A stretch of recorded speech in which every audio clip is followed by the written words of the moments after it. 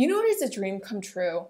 It's a dream come true when you actually look forward to trying on clothes. It's a dream come true when you actually look forward to putting a bikini on. And it's a dream that I think anybody can attain. And in our household, we have a phrase, why not me?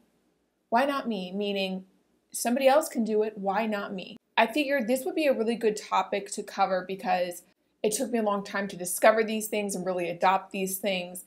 But if I can help anybody fast track, that's what I'm all for. If you're new here, my name's Rachel. Each week I create content on the things I'm doing to really enhance the quality of my life. And let me tell you, it enhances the quality of my life when I feel really good about my body.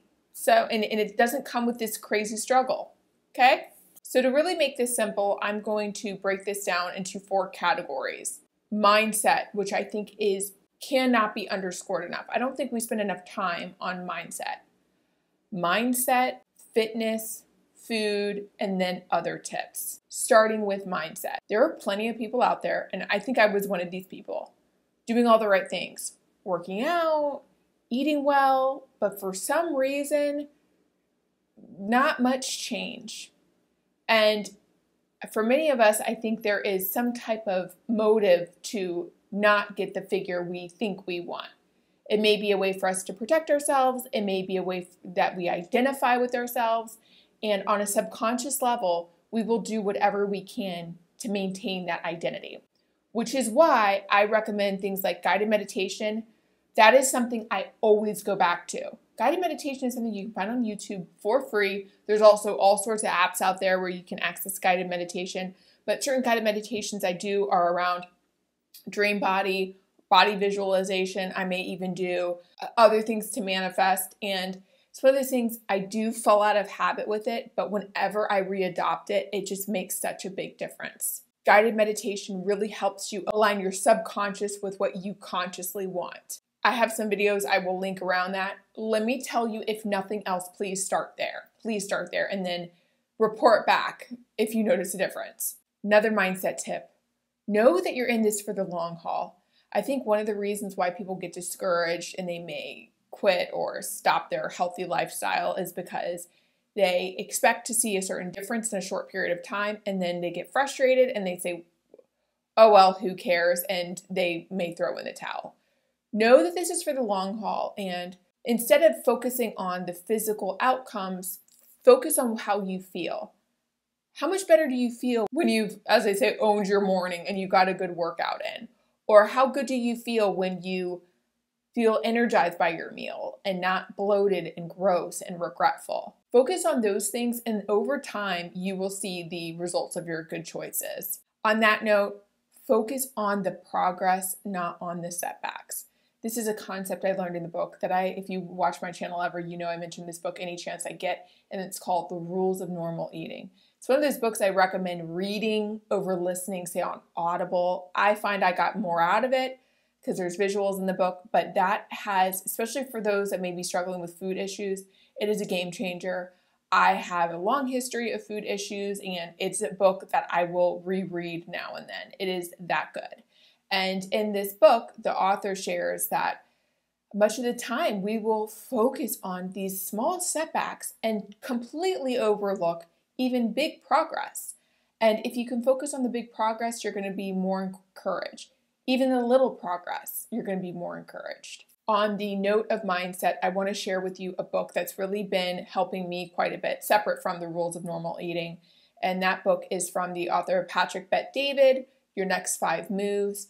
And this is something that you should probably listen to on Audible over reading it, because Patrick is just really an engaging speaker.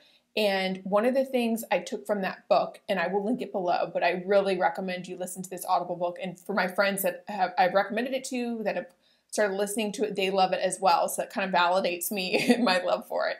But he has this internal audit survey where there's a series of questions, a long series of questions, and it takes hours to get through. But it really helps you to understand what motivates you and what's important to you.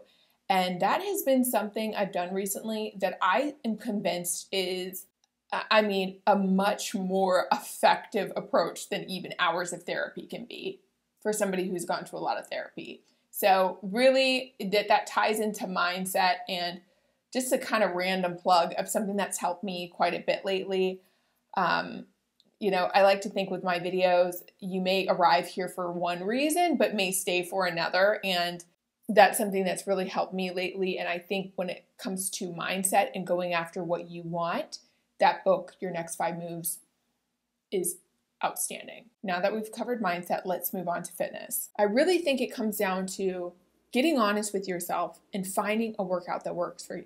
For years, I used to do really intense workouts, and I was convinced that the harder I worked out, the better my results would be.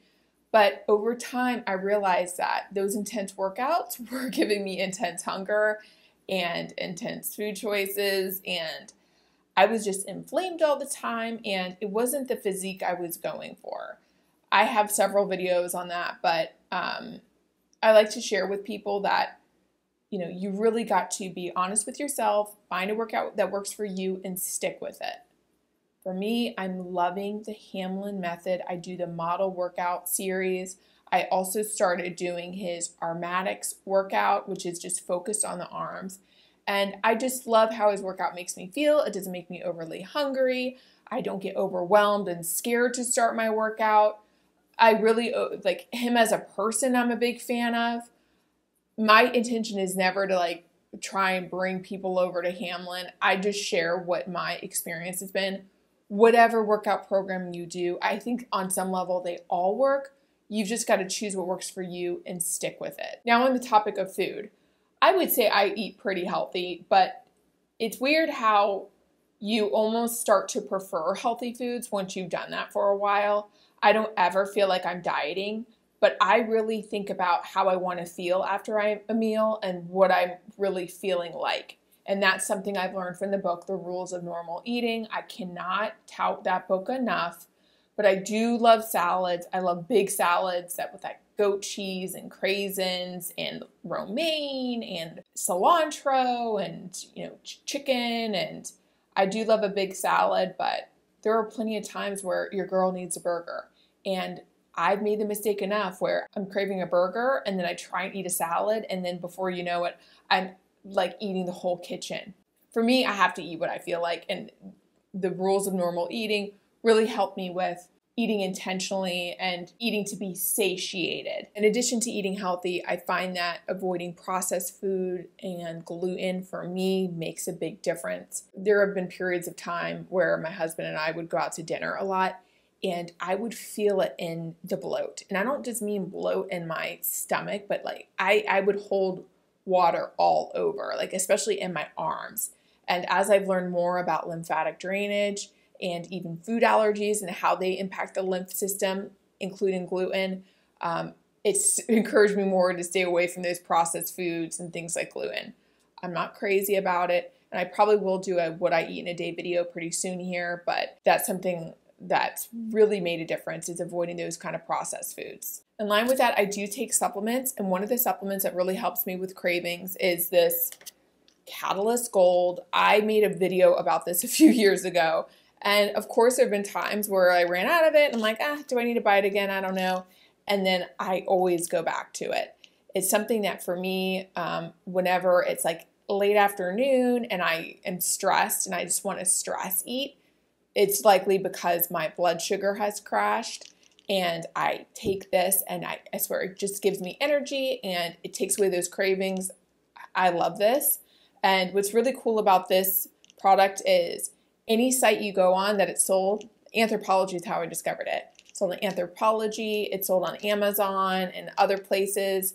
All the reviews are gleaming. And this is not a product that you're seeing being sponsoring every single podcast, which to me brings a level of credibility. Maybe that'll change as the brand gets, bigger, but this does help me, especially as somebody who has a history of binging. And I find that when my blood sugar crashes, that's usually when I just want to trough eat everything.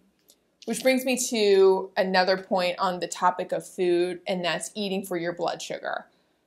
For anybody out there that doesn't know much about blood sugar, I encourage you to be a type of student on it.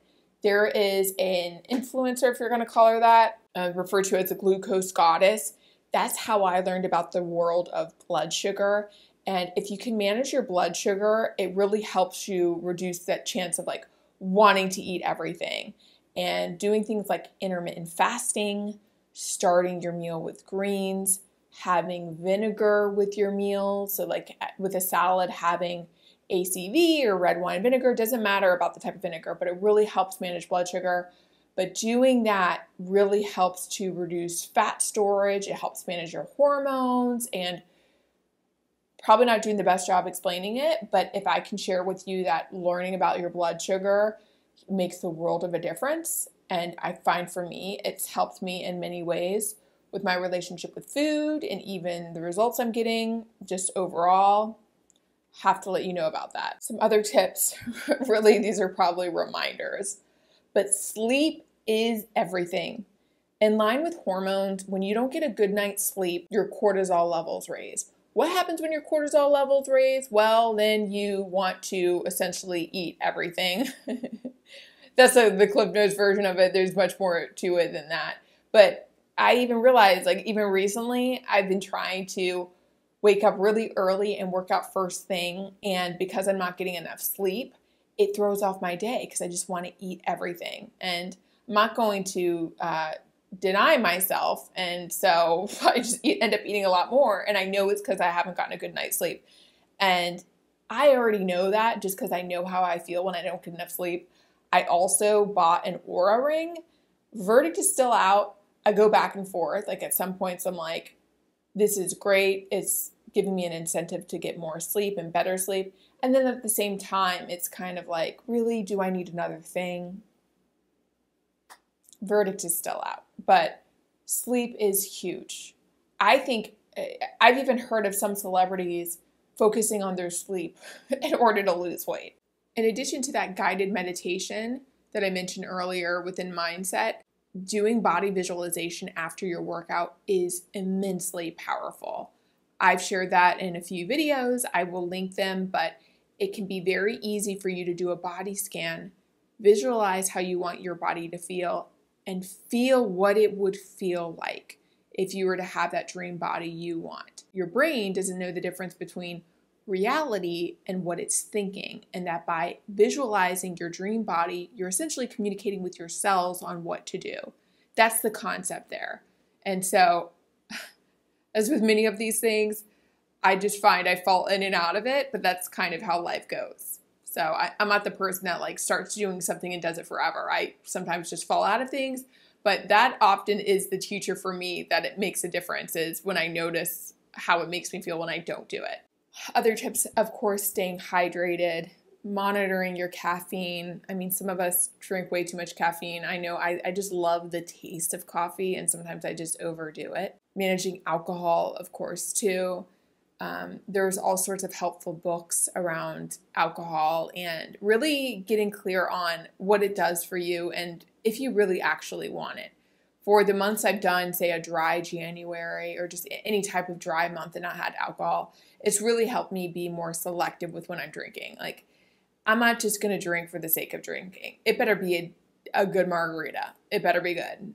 It better be a good glass of wine. Otherwise, If there's one more thing to add, it's even if and when you attain whatever physique you're looking for, there's always going to be ups and downs and questioning whether what you're doing is actually working and being hard on yourself. And that's why we just always got to go back to why we do this in the first place. It's really to take care of ourselves, to be kind to ourselves, and to really set ourselves up for an upward spiral. The way we show up when we take care of ourselves allows for so much more productivity and good in the world than if we're really hard on ourselves and we don't put in the work that really pays off. So with that, I really hope this video brought some value to you. And as with every video, it means so much to me that anybody would watch this, much more subscribe. But thank you so much, and I hope to see you in the next one.